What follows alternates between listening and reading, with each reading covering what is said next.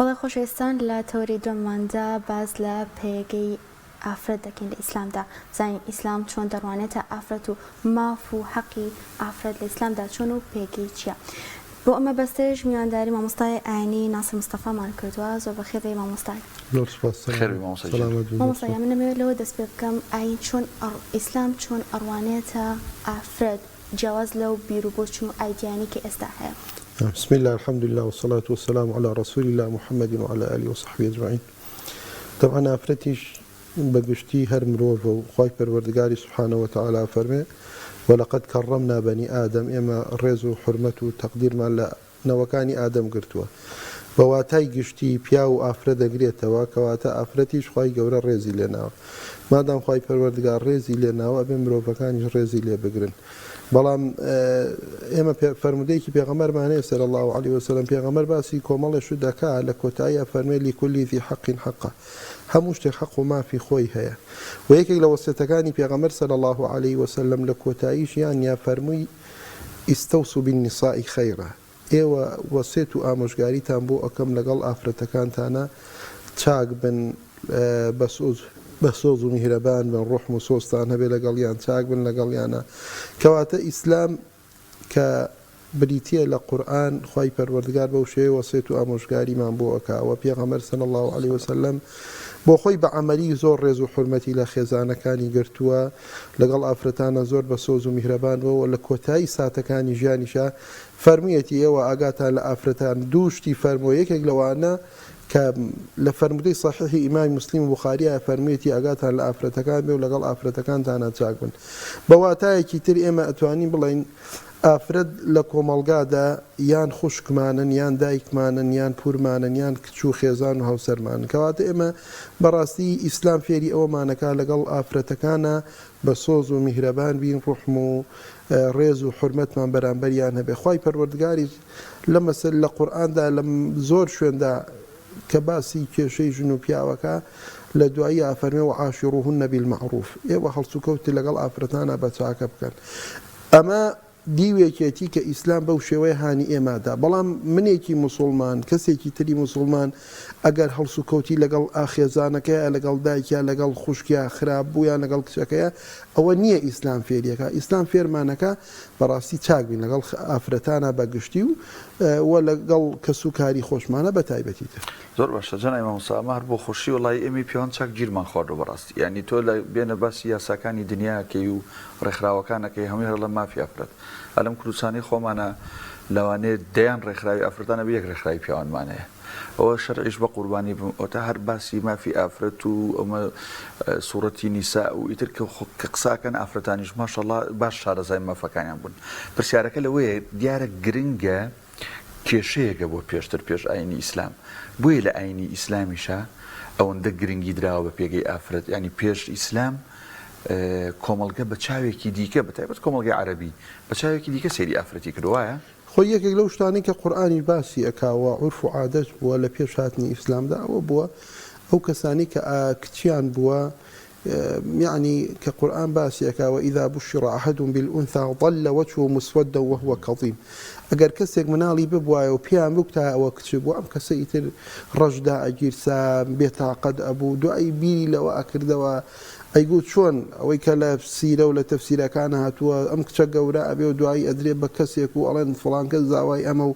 بوي لو كاتوا كأم من على لدايق بو كتب أم باوكا بيري لو كدو شون أم كشي خوي لنا وبره بوي أجر تماشاش كين لقرآني بيروزا خوي پروردگار سبحانه وتعالى أما من بو أجريتوا أما پێش هاتنی ئیسلام و پێش هاتنی پێغەمبەر صلی الله عليه وسلم وەکو هەواڵێک خوای پەروەردگار وەکو چیرۆک و بەسەرهاتێک بۆمانە گێڕێتەوە بەڵام کە ئیسلام هاتووە ئەم شتانەی وەکو لە کینە ئەڵێ 100 دەرەجە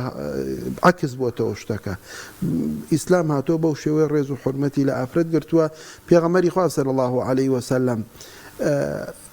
پیاوێک دێ ئەڵێ ئەی پێغەمبەری خوا چ کەسێک باشتر و چاترە من هاوڕێیەتی و خزمەت و برادەرایەتی و ڕەفیقایەتی بکەم پێغەمبەر صلی الله علیه وسلم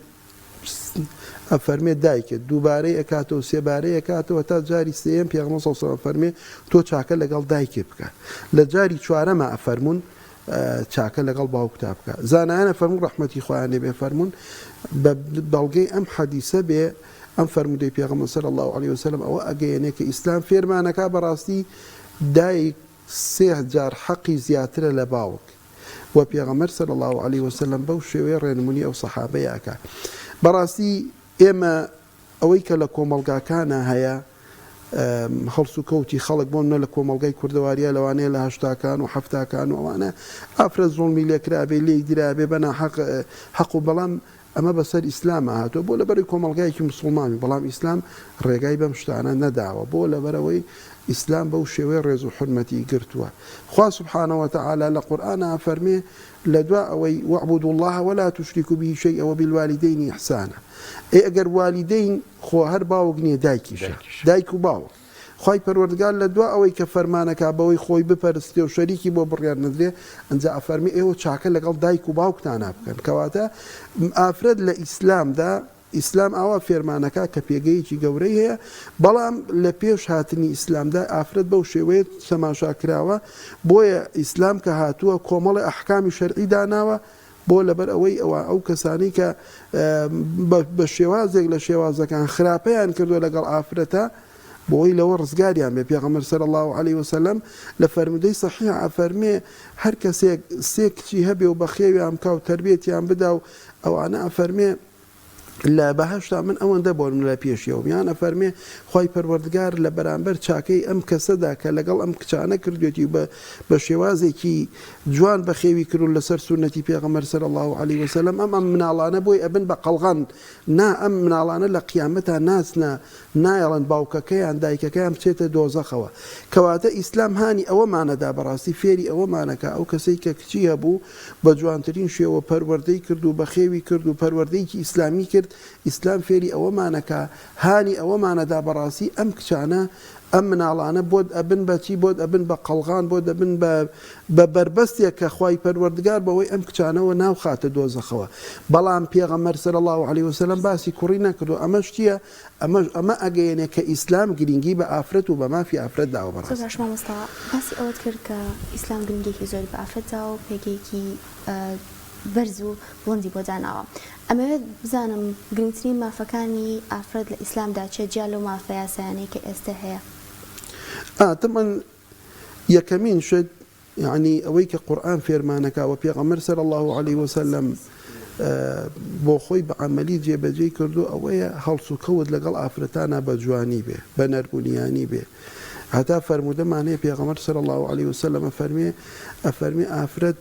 وەکو شوشە وایە ئەبێ ئێوە پارێزگاری لێ بکەن ئەفەرمێ وەکو قەواری وایە و شتێکی بە نرخەوە ئێوە ئەبێ پارێزگاری لێ بکەن کەواتە یەکەمین شت ئیسلام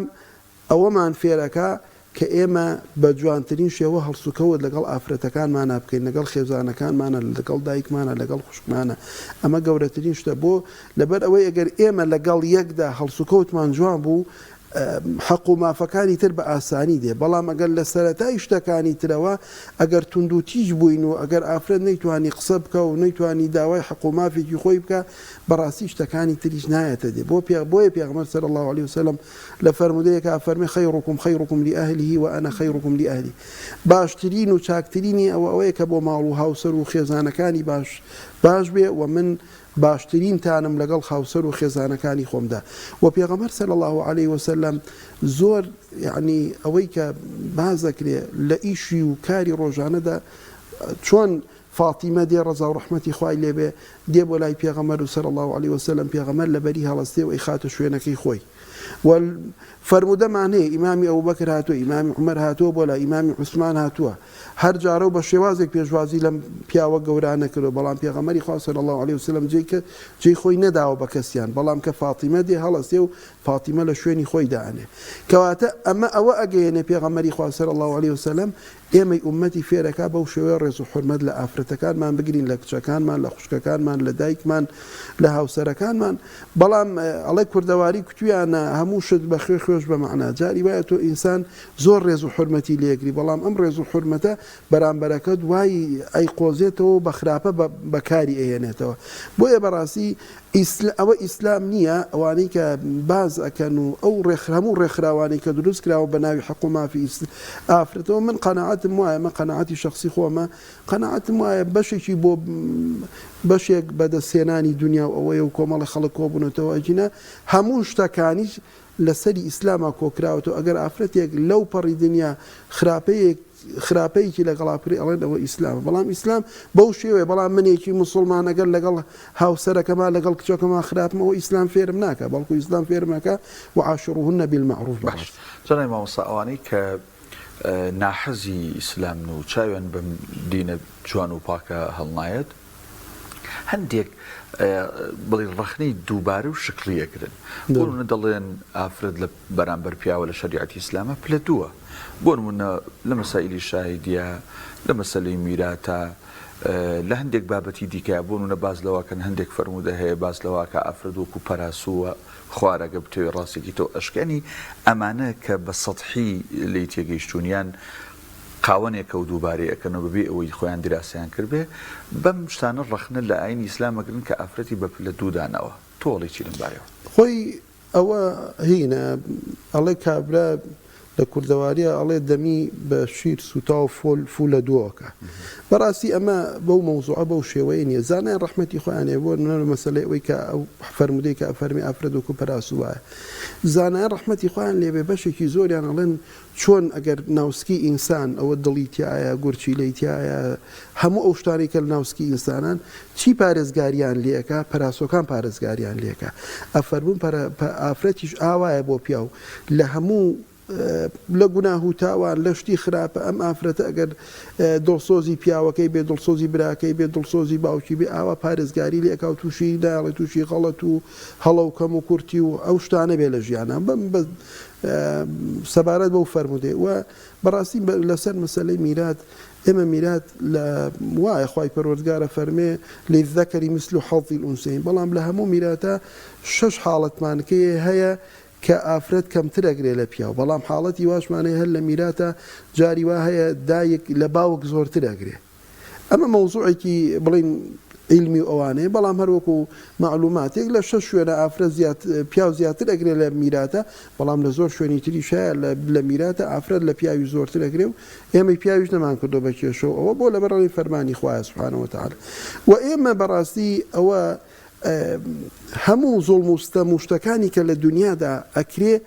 بەڕاستی بەسەر ئیسلاما دێ بەڵام زۆر کاتیشەیە و لە زۆر شوێنیشەیە لەوانەیە ئێستا بیشی بینی لە سۆشال میدیا و لە فەیسبوک و ئەم شتانەی کە هەیە لە زۆر شوێنەی ئافرەت هەروەکو لەگەڵ ڕێزمە بۆ بینەران و ئۆخشکە بەڕێزە هەروەکو ئاژەڵ تەعامولیشی لەگەڵا ئەکرێ و کەسیش باسی ناکە بەڵام ئەگەر لە شوێنێک لە وڵاتێکی ئیسلامیە ئەگەر ئافرەتێک براکەی زلەیەکی لێ بدایان پیاوەکەی زلەیەکی لێ بدا بێن بە هەڵا یعنی بینەم حەیە لە فەیسبوک و لە ئەنتەرنێت و ئانێ ئافرەت هەیە و پەتێکی لە ملایە و بەدوا خۆیان ڕائکیشە و کابرای ئەلمانی و بێدین و لەوانەیە هەر مسڵمانیش نەبێ و زیینێکی نەبێ و کەسی باسی ناکە بەڵام ئەگەر لە شوێنێک ئاوا بە شێوەیەک کێشە مەشاکیلەکە بێ بۆ لەبەر ئەوەی ئەیانەوێ چی ئەیانەوێ ئیسلام ناشیرن کەنیان ئەیانەوێ بڵێن ئەمە ئیسلامە بەڵام ئیسلام بەو شێوەیە نییە ئیسلام فەرمانمان پێ ئەکا خوای پەروەردگار فەرمانە سەحابەیە کاتە خزمەت پێغەمبەر صلی الله علیه وسلم دیارە پێغەمبەری خوا صلی الله علیه وسلم جێشی حازرەکەی بۆ جەنگێک هاتە پەنا پێغەمبەرەوە صلی الله علیه وسلم فەرمی ئەی پێغەمبەری خوا منیش ئەمەوە بێم و بۆ شەڕەکەەوە ئەوانە پێغەمبەری خوا صلی الله علیه وسلم فەرمووی دایکت ماوە فەرمووی بەڵێ فەرمی بچۆرە بۆ لای دایکت و خزمەتی دایکت بکە ئەفەرمێ تۆزە خۆی مەشغوڵ کرد و هەم دیسان بۆ جاری دوم هاتەوە لای پێغەمبەر صلی الله علیه وسلم فەرمی پێغەمبەری خوا منیش دێم پێغەمبەر فەرمی بڕۆرەوە خزمەتی دایکت بکە لە جاری سێمە هاتەوە و پێغەمبەر صلی الله علیه وسلم فەرمووی بڕۆرەوە بۆ لای دایکت لە ڕیوایەتێکە ئەفەرمێ بڕۆرەوە لە لای پێیەکانی دایکت بەهەشت لەوەیە لە ڕیوایەتێکە ئەفەرمێ بەهەشت لە ژێر پێی دایکتایە کەواتە ئیسلام ئاوا فێرمانەکە جەنگ و جیهاد خوای پەروەردگار چەندە پلەپایەکی گەورەیە بەڵام پێغەمبەری خوا صلی الله علیه وسلم ئەفەرمێ بڕۆ ئەگەر تۆ خزمەتی دایکت بکەی لە جەنگ و جیهاد لە پێناوی خوادا گەورەترە بۆ لەبەرەوەی ئەو دایکە ئەو کاتە پێویستی بەوەی کوڕەکەی بەخێوی بکە ئێمە بەڕاستی ئیسلام بەو شێوەیە پەروەردەمانەکە و ڕێنمونیمانەکە بۆ حەق و مافی دایکانمان خوشکەکانمان کچەکانمان هاوسەرەکانمان بەڕاستی ئێمە نین زۆڵم و ستەمەکەین لەوانەیە کەسانێکی تر بێ بە بەناوی بەرنامەی ئەلمانی و هەر بەرنامەیەکی دنیاییەوە بێ ئەوان زۆڵم و ستەمەکەن و بەڵام بەڕاستی بەسەر ئیسلام هاتووە زۆر باش مامۆستا ئەو چڕوانێنانەی کە ئێستا بەرامبەر ئافرەتان هەیە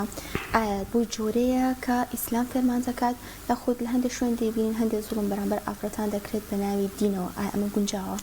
ئەزانی چۆن هەموو شتەکان وایە ئیسلام فێرمانەکە لەگەڵ ڕێزمان بۆ بەڕێستان و بینەران ئیسلام فێرمانەکە درۆ نەکەین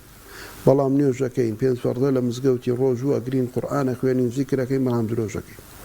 ئیسلام فێرمانەکە ڕازگۆ بین لەگەڵ یەکە ئیسلام فێرمانەکە لە کڕین و فرۆشتن و معاملەدا غەش و خیانەت لە یەک نەکەین بەڵام ئەیکەین مەوزوعی ئەوەی کە موسڵمانێکی لەگەڵ هاوسەرەکەی خراپە لەگەڵ کچەکەی خراپە لەگەڵ دایکی خراپە ئەمە ئیسلام نییە ئیسلام ڕێڕمونی دەکات و ئەوە بکە بەڵام کە من پێوەی هەڵناسم و خراپم لەگەڵ خێزانەکەمە ئەوە ئیسلام بەڕاستی ئێمە ئەڵین ئەم کەسە لەم ڕێگایەوە گوناهبارە چۆن ئەگەر کەسێک غەش و خیانەت بکە گوناهبارە مسڵمانێکی گوناهبارە ئەم کەس کە ڕێز لە دایکی ناگرێت ڕێز لە هاوسەرەکەی ناگرێت ڕێز لە کچەکەی ناگرێت لە خوشکەکەی ناگرێت کەسێکی گوناهبارە و ئیسلام نییە ئەو ئەخلاقە ناشیرنەی فێرەکە ئەوە ئیسلام نییە ئەو ڕێگایی بۆ داناو ئیسلام بەم شێوەیە فێریەکە ئەڵێ ئەگەر تۆ سێ کچێ هەبێ و بە جوانترین شێوە پەروەردەیان کەی ئەوە لە قیامەتە ئەم کچانە و بەسە بۆ ئەوەی بچیتە بەهەشت و خوا لێ ڕازی بێ بەڕاستی کەواتە ئیسلام نییە بەڵام ئێمە بەڕاستی ئەوەی کە لە کۆمەلگا ئیسلامیەکانە لە وڵاتە ئیسلامیەکانە خەڵکی موسڵمانی لەگەڵ ڕێزمە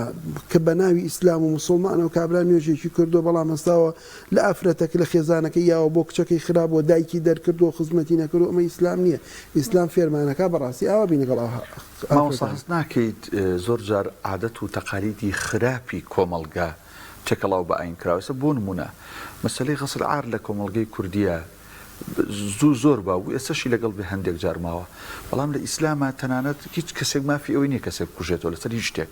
ینی کۆمەڵک بابەت هەیە پەیوەندی بە کللتوری خراپ و سەقەتی و کۆمەلگەیەوە هەیە نەک پەیوەندی بۆ دینەوە هەبێکە پەیڕەوەکەن وایە هەموو ئەو شتە خراپانی کە بەرامبەر ئافرەت دەکرێت ئەگەر لە لێیانەوە بێ ئەگەر لە دەنگ بەرزکردنەوە بێ ئەگەر لە هەر شتێکەوە بێ ئەوە ئیسلام نییە فێری خەڵکی کردو ئەو کابرا لە عورف و عادەتی خۆیەوە فێر بووە ئێمە زۆر عورف و عادەت هەیە بۆ لە کوردەواریە هەیە لەوانەی ئیسلام هەر پێشی ڕازی نەبێ لەوانەیە ڕێگری لێ کرد بێ بۆ لەبەرەوەی ئێمە ئیسلام فێرمانەکە ئەو کەسەی کە ئەکوژرێ ئەبێ کەسێکی کوشت بێ اینجا ئەکوژرێتەوە ئەو کەسەی کە دزیەکە ناکوژرێ دەستی ئەبەردرێ ئەگەر حکمی ئیسلامیە بێ ئەو کەسەی کە لەگەڵ ڕێزما بۆ جەنابتان و بینەران داوێن پیسی و زیناکە ناکوژرێ حەدی لێ ئەدرێ ماوەسا ئەم حەدلیانش دایک و باوکو براکانی نین کە ئەبێ ئەمە دەسەڵاتەوە ئەحکامی شەرعی هەموو ئەو حکمە شەرعیانەی کە ئیسلام باسی کردووە بە قورئانی پیرۆز و بە فەرمودەکانی پێغەمبەر صلی الله علیه وسلم ئەبێ حکومەت و دەسەڵاتی ئەو سەردەمە ئەو شوێنە پێوەی هەستێ ناتوانی تۆ لە ماڵەکەی خۆتا بێنی کەسێک بڵێ وەڵام من حکمی شەرعی دزی کردو دەستی ئەبڕم ئەمە بۆ تۆ نییە ئەمە بۆ حکمی شەرعی وڵاتە بۆ ما ئەبێ ئێستا لە کوردستانە ئەگەر کە حکمی ئیسلامیە بێ حکومەت بە و کارانەوە هەستێ کەسێک ناتوانێت بەو کارانەوە هەستێ لەبەرەوە ئیسلام بە هەموو شێوەیەک ڕێگری کردووە بۆ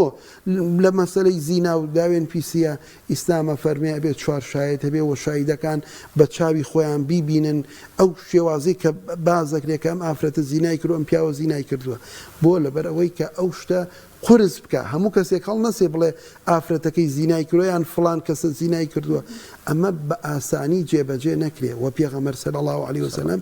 لە ژیانی خۆیدا ئافرەتێک دێ سێ جارە فەرمی ئەی پێغەمبەر بۆ خۆی ئەترافەکە کە ئێمە لە قانونیش و لە شریعەتی شاڵین ئەتراف گەورەی بەڵگەکانە بەڕاستی ئەفەرمێ زینام کرۆر جارە و پێغەمبەر صلی الله علیه وسلم بە عوزرێکی نێرێتەوە ئەڵێ لەوانەیە دەستی بەری کەوت بێ لەوانەیە ماچی کرد بێ لەوانەیە دەستی لە ملی کرد بێ پێغەمبەر صلی الله علیه وسلم تا جاری سێم دێتەوە ئەڵێ پێغەمبەری خوا لە فڵان کەسە حەملی هەیە و ئەوە لەبەر ئەوە نییە ئیسلام زۆر پارێزگاری کردووە لە حەق و مافەکانی ئافرەت بەڵام ئەوانەی کە دەم ئەکەنەوە بە شێوازێک لە شێوازەکان بەڕاستی و ئەیانەوێ بەڕاستی ئیسلام ناشیرین کەن كإسلام ديني خوا يريدون ليطفئوا نور الله والله متم نوره ولو كره الكافرين إسلام ديني خوا وخواي پروردگار ئێمە مسلمانیش دەبین بەخۆی پارێزگاری لێکە و بەرزی ئەکاتەوە باش مامۆستا هەمومان مرۆڤین هەمومان هەڵە ئەکەین کاتێک کە ئافرەتێک یاخود کچێک یاخود ژنێک دووچاری هەڵەیەک ئەبێتەوە کارێکی ناڕاست ئەکات پێویستە بە تایبەت ڕەگەزی بەرامبەر و کۆمەڵگە مامەڵەیان چۆن بێ لەگەڵیاندا بەبێ گومان ئێمە پێغەمبەر صلی الله عليه وسلم فێرمانەکە فەرمێ كل بني آدم خطاء وخير الخطائين التوابون هەموو نەوەکانی ئادەم شایستەی ئەوەن دووچاری ئەوە ئەبنەوە کە گوناه و تاوان بکەن و باشترینیان ئەوانن کاتێک کە هەڵەیەکیان کرد کە گوناه و تاوانێکیان کرد داوای لە خۆش بکەن لە خوا و واگەر حەق و مافی خەڵکیی تیا بێ لە بەرامبەر کەسەکەشە داوای لێبوردن بکا بەڕاستی و هەموو ئەو کەسانەی کە ئافرەتەکانیان هەڵەیەکەکەن هەڵەیەکە بینن بەڕاستی گەورەترین کەس ئەو کەسەیە کە لە بەرامبەر هەڵەیەکی بەرامبەرەکەیدا لێخۆشببوونی هەیە و لێبوردەی هەیە ئیسلام فێری ئەوەمان ناکە ئێمە تۆڵە بسەنینەوە و ئیسلام فێری ئەوەمانەکە لێبوردە بین لێبوردە بین چاوپۆشی لە یەک بکەین بەڕاستی و ئەگەر کەسەکە هەڵەیەکی کرجارێک کردی دوان کردی سیان کردی بەڕاستی ئێمە بە نەسیحەت و ئامۆژگاری و نەربوونیانی پێغەمبەر صلی الله عليه وسلم فەرمێ إن الرفق لا يكون في شيء إلا شانه ئەفەرمێ إلا زانه ئەفەرمێ نەربوونیانی لە هیچ شتێکانی ئیلا جوانیەکە لە هەر شتێکیشا نەربوونیانی دەرهێنی ئیلا ناشرینیەکە ئەگەر ئافرەتێک لە شوێنێک هەڵەیەکە کە کەم و کورتێکی ئەگەر کە سوکارەکەی باوکەکەی براکەی کە سوکارەکەی لەگەڵی تونند و تیژ بن لەوانەیە ئەم دووچاری گوناهی گەورەتر بێ و غەڵەتی گەورەتر بێ بەڵام ئەگەر لەگەڵی نەربوونیان بن نەسیحەت و ئامۆژگاری بکەن بەڕاستی وازەهێنێ و پێغەمبەر صلی الله عليه وسلم بە عەمەلی بەو شێوەیە بۆ لەگەڵ ئافرەتەوە باسمان کرد سێ چوار جار نەسیحەت و ئامۆژگاری ئەکاوە پێغەمبەری خوا صلی الله عليه وسلم بۆیە بۆ خۆی پێغەمبەر بووە بەڵام کاتێکیش کە بوهتان بۆ دایکە عایشە ئەکرێ پێغەمبەری خوا صلی الله عليه وسلم دان بە خۆیان ئەگرێەوە تا خوای پەروەردگار لە قورئانە پاکێتی دایکە عایشە بەیانەکە لە قورئانی پیرۆزە بۆیە ئێمە لە سونەتی پێغەمبەرا لە ژیانی پێغەمبەرا صلی الله عليه وسلم ئەگەر تەماشا بکەین ئەگەر کەسێک هەڵەیەکی کرد بێ پێغەمبەر صلی الله عليه وسلم ڕاستەوخۆ لێی تووڕە نەبووە ڕاستەوخۆی نەیشکانوە سەحابەکە دێ لە مزگەوتان میزەکە بەڵام پێغەمبەری خوا صلی الله عليه وسلم فەرمێ میزەکەی پێ مەبڕن دوایی کە تەواوە بێ بانگی سەحابەیەکە فەرمێ ئاوێک بە شوێنەکەی یا بکەن بۆ لەبەرەوەی مزگەوتەکە لم و خۆڵ بووە کە ئاوەکەیان پیا کردو چۆتە ناو عەرزەکە و دوایی بانگی یەکەن و فەرمێ ئەم شوێنە شوێنی عیبادەتەوە بۆ شتە ناشێت کە تۆ ئەیکەی ئەبێ ئێمە بەڕاستی لەگەڵ هەموو هەڵەیەک لە